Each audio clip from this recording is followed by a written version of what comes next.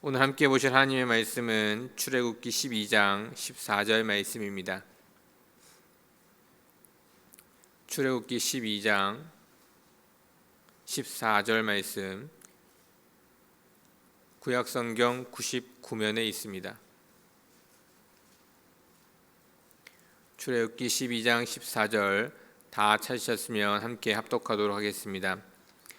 너희는 이날을 기념하여 여호와의 절기를 삼아 영원한 규례로 대대로 지킬지니라. 아멘.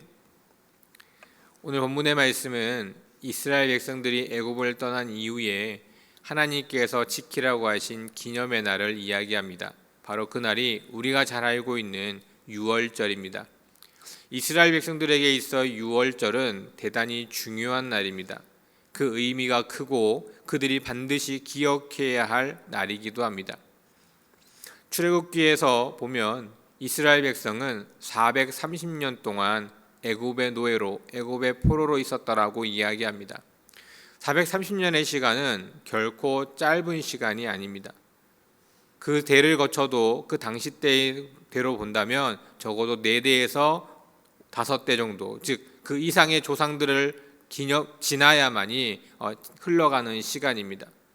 우리가 생각해 본다면 할머니, 그 위에 할머니, 그리고 그 위에 아버지, 사실은 우리는 전혀 기억하지 못하고 그분들이 어떤 삶을 살았는지, 무엇을 위해 살았는지, 또 어떤 모습이셨는지 전혀 알지 못합니다. 430년의 시간이 결코 짧지 않다는 것은 우리가 지금 그 윗대를 돌이켜보면 우리가 쉽게 이해할 수 있습니다. 오랜 시간 동안 그들이 하나님을 잊어버린 채 외국의 노예로 우상들을 섬기며 살았던 그와 같은 모습이었습니다. 과연 그들이 하나님을 전적으로 믿고 따르고 있었을까? 이들이 출애굽할 그 당시에 그들의 모습이 어떠했을지를 짐작해 본다면 우리가 생각하는 것만큼 열심으로 하나님을 믿고 따랐을 것은 아니었을 것입니다. 오히려 대부분 하나님을 잊어버리고 원망과 한탄 속에서 살아가고 있었을 것입니다. 내 자녀가 말을 잘 듣지 않을 때 우리는 그들을 위로하거나 격려하거나 그들을 사랑으로 품기보다는 오히려 그들에게 여러 많은 모습으로 교훈으로 훈계하거나 잔소리를 하거나 때로는 혼을 내게 됩니다. 즉 이스라엘 사람들이 출애굽을 당시의 모습을 본다면 그들이 하나님으로부터 은혜를 입을 수 있을 만한 때는 아니었습니다. 그럼에도 불구하고 그들의 한탄하는 목소리, 그들의 아픈, 그들의 힘든 그 상황의 외침이 하나님께 들렸고 하나님께서는 그들을 구원하고자 하신 것입니다. 이스라엘 백성이 이쁘고 너무 잘하고 있어서 그들을 구원하고자 하신 것이 아니라 다시 한번 그들에게 기회를 주시고자 그들을 구원해 내신 것입니다. 그러면서 그들에게 말씀하시기를 내가 너희를 구원해낸 이 날을 기념하라는 것입니다. 이스라엘은 결코 쉽게 벗어날 수 없는 곳에 있었습니다. 애굽을 벗어난다는 것은 쉬운 일이 절대 아니었습니다. 특히나 이스라엘 사람들이 무려 약 100만 명에 이르는 사람들이 그곳을 벗어났을 것으로 추정합니다. 그들이 그 많은 인원이 애굽이라는 곳을 벗어나는 일은 어떻게 보면 그 상황 속에서 그 당시의 모습에서는 절대로 있을 수 없는 일이었습니다. 즉 단순한 노예 해방의 이야기가 아니라는 것입니다. 하나님께서는 그들에게 새로운 삶을 시작하게 하시기 위해서 놀라운 은혜를 베풀어 주신 것입니다. 기적과 같은 은혜를 베풀어 주신 것입니다. 하나님이 아니고서는 절대로 일어날 수 없을 것 같은 이들을 그들에게 보여주시면서 하나님은 말씀하셨습니다. 기념하라. 기념은 뜻깊은 일이나 사건을 잊지 않고 마음에 되새기는 것입니다. 사건을 잊지 않고 마음에 되새긴다는 것은 반복하여 그 날을 계속적으로 기억하는 일을 말합니다. 출애굽을 기념하라는 것은 단순히 예전에 그런 일이 있었구나라고 그치는 것이 아니라 매일매일의 삶 속에서 그날을 돌이켜보고 기억하고 또 그 은혜를 감사하는 마음으로 살아가라고 이야기하고 있는 것입니다. 우리도 이와 같이 놀라운 경험을 하게 되었습니다. 우리는 세상 속에서 하나님을 알지 못하고 하루하루를 살아가고 있었습니다. 그렇다고 내가 하나님을 열심으로 믿거나 하나님 앞에 나와 무엇인가를 특별히 한 것도 없었습니다. 하지만 하나님은 우리를 불러주셨습니다. 한 사람 한 사람 지명하여 부르셨다라고 말씀하고 계십니다. 세상 가운데 살아간다는 것이 큰 의미가 없는 것일지도 모르지만 세상 가운데 살아간다는 것은, 하나님을 알지 못하고 살아간다는 것은 영원한 죽음을 의미합니다. 그런데 하나님은 그 영원한 죽음 속에서 우리에게 영원한 생명을 허락해 주셨습니다. 그 어떤 이유도 없이, 그 어떤 모습도 없이, 아무런 대가 없이 우리를 택하여서 불러주신 것입니다. 우리가 지금 이 자리에 나와 당연히 예배하고 있지만 이것은 당연한 것이 아니라는 것입니다.